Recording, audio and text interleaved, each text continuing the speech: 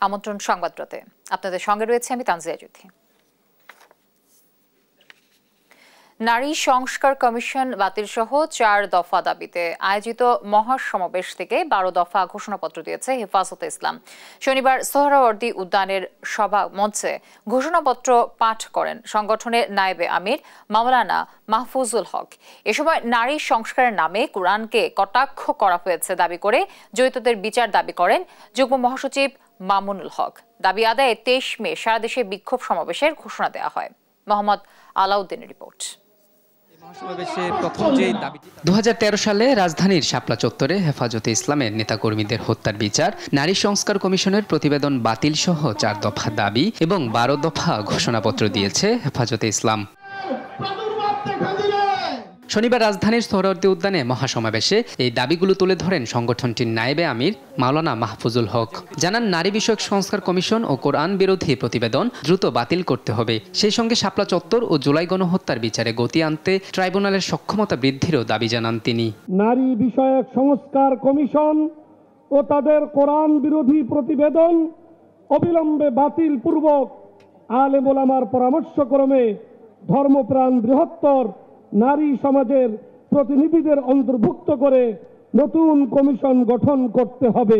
এ সময় নারী সংস্কারের নামে কোরআনকে কটাক্ষ করেছে নারী বিষয়ক কমিশন বলে দাবি করেন হেফাজতে ইসলামের যুগ্ম মহাসচিব মামুনুল হক। বলেন, দেশের সংখ্যাগরিষ্ঠ মানুষের ধর্মীয় অনুভূতিতে আঘাত করার অপরাধে তাদের শাস্তি দিতে হবে। নারী সংস্কারের নামে আল্লাহর কোরআনকে, ইসলামকে যে কটাক্ষ করা হয়েছে, ধর্মীয় উত্তরাধিকার বিধান, পারিবারিক বিধানকে নারী পুরুষের মধ্যে বৈষম্যের প্রধান কারণ বলে আখ্যায়িত করে বিতর্কিত নারী বিষয়ক কমিশন এদেশের সংখ্যাগরিষ্ঠ মানুষের ধর্মীয় অনুভূতিতে আঘাত প্রদান করেছে। ধর্মীয় অনুভূতিতে আঘাত প্রদান করবার অপরাধে তাদের বিরুদ্ধে আমরা রাষ্ট্রের শাস্তিমূলক ব্যবস্থা দেখতে চাই। এর আগে হেফাজতে ইসলামের সভাপতি মহিবুল্লাহ বাবুনগরীর পক্ষে লিখিত বক্তব্য পড়েন দলটির যুগ্ম মহাসচিব মাওলানা আজিজুল হক। বলেন, গণহত্যাকারী ফ্যাসিস্ট আওয়ামী লীগের সব সন্ত্রাসী কার্যক্রমের বিচার নিশ্চিত করতে হবে। গণহত্যার বিচারের পাশাপাশি ভারতীয় আধিপত্যবাদ ও আওয়ামী ফ্যাসিবাদের দালালদেরও বিচার করতে হবে। এ সময় আগামী 3 মাসের মধ্যে বিভাগীয় সম্মেলন এবং 23 মে 4 দফা দাবিতে দেশব্যাপী বিক্ষোভ কর্মসূচির ঘোষণা দেয় হেফাজতে ইসলাম। মোহাম্মদ আলাউদ্দিন, দেশ টিভি, ঢাকা। 6 মাসের মধ্যে জাতীয় সনদ তৈরি ঐক্যমত্য কমিশনের মূল লক্ষ্য বলে জানিয়েছেন কমিশনের সহসভাপতি ডক্টর আলী রিয়াজ। জাতীয়তাবাদী সমমনা জোটের সঙ্গে সংলাপের শুরুতে এ কথা বলেন তিনি। বৈঠকে জাতীয় নির্বাচনের আগে স্থানীয় নির্বাচনের বিপক্ষে মত দেন জোট নেতারা। জান্নাতুল মোহনাকে সঙ্গে নিয়ে আরো জানাচ্ছেন নাফিয়া ফারসানা। সংস্কারের কথা শনিবার জাতীয় সংসদের এলডি হলে ঐক্যমত্য কমিশনের সঙ্গে বৈঠক করে জাতীয়তাবাদী সমমনা জোট এনপিপি। বৈঠক শেষে জোটের সমন্বয়ক ও NPP chairman doctor Fariduzzaman Farhad বলেন, স্থানীয় নয়, আগে জাতীয় নির্বাচন হতে হবে। নির্বাচিত সরকারি স্থানীয় নির্বাচন আয়োজন করবে। আমরা ওনাদের সুস্পষ্টভাবে বলেছি, আগে জাতীয় নির্বাচন হতে হবে, স্থানীয় নির্বাচন হবে না। আর ওনারা আবার একটা প্রস্তাব করেছিল, একসাথে জাতীয় নির্বাচন এবং স্থানীয় নির্বাচন করা যায় কিনা। আমরা এটাতেও বলেছি, ইলেকশন কমিশনই বলেছে বাংলাদেশে একসাথে জাতীয় নির্বাচন এবং স্থানীয় নির্বাচন হওয়া সম্ভব নয়। দেশ পুনর্গঠনে সব ধরনের সহযোগিতার কথাও জানান এনপিপি চেয়ারম্যান। আর দুই একটা বিষয় আছে, সেটা নিয়ে আমরা আলোচনা করে পরে ওনাদের জানানো হবে। এর আগে সংলাপের সূচনা বক্তব্যে অধ্যাপক আলী রিয়াজ বলেন, 6 মাসের মধ্যে জাতীয় সনদ তৈরি করতে চায় ঐক্যমত্য কমিশন। আপনারা জানেন যে জাতীয় ঐক্যমত্য কমিশনকে 15 ফেব্রুয়ারি 6 মাসের সময় নির্ধারণ করে দেয়া হয়েছে, যেন আমরা সকলের সাথে আলাপ আলোচনার ভিত্তিতে একটি জাতীয় সনদ তৈরি করতে পারি। আমরা সেই চেষ্টায় আপনাদের সহযোগিতা পেয়েছি। মত পার্থক্য থাকলেও জাতীয় স্বার্থে গণতান্ত্রিক রাষ্ট্র পুনর্গঠনে সবাইকে একমত হওয়ার আহ্বানও জানান ঐক্যমত্য কমিশন সহসভাপতি।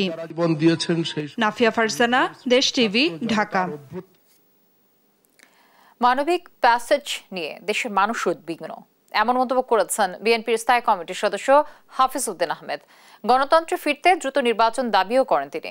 বাংলাদেশ জেলা ও বিভাগীয় ক্রীড়া সংগঠক অ্যাসোসিয়েশনের আত্মপ্রকাশ অনুষ্ঠানে এসব কথা বলেন হাফিজ উদ্দিন। এ সময় ক্রীড়াঙ্গনকে রাজনীতির বাইরে রাখার আহ্বান জানান ক্রীড়া সংগঠকরা। এ বিষয়ে আরো জানাচ্ছেন আলী আক্কাস আকাশ। আত্মপ্রকাশ করল নতুন ক্রীড়া সংগঠন বাংলাদেশ জেলা ও বিভাগীয় ক্রীড়া সংগঠক অ্যাসোসিয়েশন। শনিবার জাতীয় ক্রীড়া পরিষদ মিলনায়তনে ৪৫ সদস্যের কমিটি ঘোষণা করা হয়, যেখানে আছেন বিগত সরকারের সময় নির্যাতিত ও নিপীড়িত ক্রীড়া সংগঠকরা। এই সময় বিগত সরকারের সময় ক্রীড়াঙ্গনে দলীয়করণের সমালোচনা করেন সংগঠকরা। ক্রীড়াঙ্গনকে এগিয়ে নিতে রাজনীতি মুক্ত রাখার আহ্বান জানান তারা। আমরা ক্রীড়াঙ্গনকে দলীয়করণ কখনোই করব না। অতীতে যে কাজগুলি করেছে ফ্যাসিস্ট আওয়ামী লীগ সরকারের তারা যে কাজগুলি করেছেন সেইগুলি থেকে যেন আমরা বিরত থাকি। খেলাধুলার উন্নয়ন ও তৃণমূল থেকে খেলোয়াড় তুলে আনতে নানা দাবিও জানান সংগঠকরা। আমরা ক্রীড়াঙ্গনকে দলীয়করণ করব না, দলীয়করণ হতে দেব না। ক্রীড়াঙ্গনকে ক্রীড়াঙ্গনের মতো চলতে দিতে হবে। যাদের বেসিক ক্রিকেটিং আইডিয়াস আছে, যাদের একটা স্বপ্ন আছে যে আমি বাংলাদেশ ক্রিকেটকে এই জায়গায় নিয়ে যেতে চাই, আমি এটাই রিকোয়েস্ট করব যে তাদেরকেই সিলেক্ট করা হোক। ক্রীড়ার উন্নয়নে অতীতে বিএনপি সরকারের নানা পদক্ষেপ জানান দলটির স্থায়ী কমিটির সদস্য হাফিজ উদ্দিন আহমেদ। এ সময় সমসাময়িক রাজনীতি প্রসঙ্গেও কথা বলেন তিনি। 17 বছর সংগ্রাম করলাম একটা সুষ্ঠু নির্বাচনের জন্য, কই নির্বাচনের তো কোনো নাম নিশানা দেখতে পাচ্ছি না, এবং ওয়াকিবহাল ব্যক্তিরা বলছে আগামী 2-5 বছরের মধ্যে নির্বাচন হওয়ার কোনো সম্ভাবনা নাই। তার কারণ বর্তমান সরকার নির্বাচন চায় না। রাখাইনে প্রবেশে জাতিসংঘকে মানবিক প্যাসেজ দেওয়ার বিষয়ে দেশের জনগণ উদ্বিগ্ন বলেও জানান বিএনপির এ নেতা। এখন তো আরেক বিপদ সামনে উপস্থিত হয়েছে, মানবিক করিডোর। আমরা কি জনগণের সম্মতি ব্যতি রেখে যুদ্ধে জড়িয়ে পড়তে যাচ্ছি? দেশের মানুষ আজকে অনেক উৎকণ্ঠিত। সরকারকে রুটিন ওয়ার্কে সীমাবদ্ধ থাকার আহ্বানও জানান বক্তারা। আলী আক্কাস আকাশ, দেশ টিভি, ঢাকা। কোনো দল ন্যূনতম 3 বছর রাজনীতিতে সক্রিয় না থাকলে সে দলকে নির্বাচনে অংশগ্রহণের সুযোগ না দিতে নির্বাচন কমিশনের প্রতি আহ্বান জানিয়েছেন শ্রম উপদেষ্টা ডক্টর এম সাখাওয়াত হোসেন। এজন্য প্রয়োজনে গণপ্রতিনিধিত্ব অধ্যাদেশ আরপিও সংশোধনের তাগিদও দেন তিনি। সকালে বিএফডিসি মিলনায়তনে ছায়া সংসদ বিতর্কে এ কথা বলেন সাখাওয়াত হোসেন। বিগত সংসদে 67 to 70% ছিল ব্যবসায়ী। যারই অর্গানাইজেশন হেড তিনি আবার ওই পলিটিক্যাল পার্টির হেড, অথবা তিনি এমপি হয়েছেন, অথবা তিনি চেয়ারম্যান কোনো কিছু। Therefore total conflict of interest. ব্যবসায়ী যদি তিনি নমিনেশন পান তাহলে তার আদিপান্ত খুঁজে দেখতে হবে যে আপনারা যখন নমিনেশন দেবেন please look into it. Election কমিশনেরও দায়িত্ব হবে সামহাও আরপিওতে পরিবর্তন আনা। চট্টগ্রাম থেকে শুরু হলো হজ ফ্লাইট। শনিবার বিকেল 5:40 বাংলাদেশ বিমানের বোয়িং 777 উড়োজাহাজটি মদিনার উদ্দেশ্যে যাত্রা করে।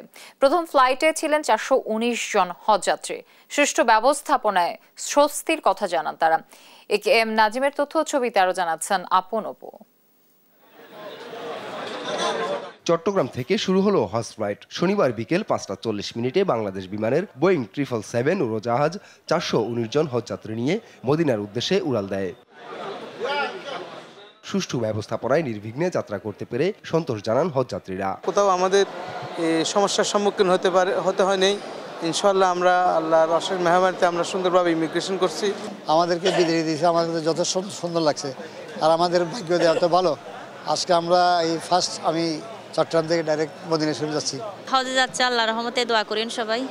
আমরা আলহামদুলিল্লাহ খুশি আছি, সবাই দোয়া করেন যাতে সুস্থভাবে সব কাজ শেষ করতে পারি। আল্লাহর রহমতে বাংলাদেশে তো আমরা অবশ্যই দোয়া করব, আর পুরো মুসলিম উম্মার জন্য দোয়া করব ইনশাআল্লাহ। এর আগে হজযাত্রীদের অভিবাদন জানাতে আসেন Chittagong city mayor doctor Shahadat Hossain. যাত্রীদের খোঁজ খবর নেওয়ার পাশাপাশি আগামীতে হজযাত্রী বাড়ানোর কথা বলেন তিনি। কথা বলে ধর্ম উপদেষ্টার সাথে যাতে হজের প্যাকেজটা কমিয়ে দিয়ে হজযাত্রীর সংখ্যা বাড়ানো যায় সে ব্যাপারে আমি সচেষ্ট থাকবো। ধর্ম মন্ত্রণালয় থেকে সেটা সিদ্ধান্ত আসতে হবে, এবং এটা অবশ্যই যেহেতু উনি ইজ ফ্রম চিটাগং, আমরা ওনাকে আটমোস্ট আমি চেষ্টা করে যাব যাতে এই প্যাকেজটা কমানো। চট্টগ্রাম থেকে এবার 17টি হজ ফ্লাইট পরিচালনা হবে। এর মধ্যে 14টি ফ্লাইট যাবে জেদ্দায় ও 3টি মদিনায়। চট্টগ্রাম থেকে এবার 6,618 জন হজযাত্রী পরিবহন করবে বিমান কর্তৃপক্ষ। নিউজ ডেস্ক, দেশ টিভি।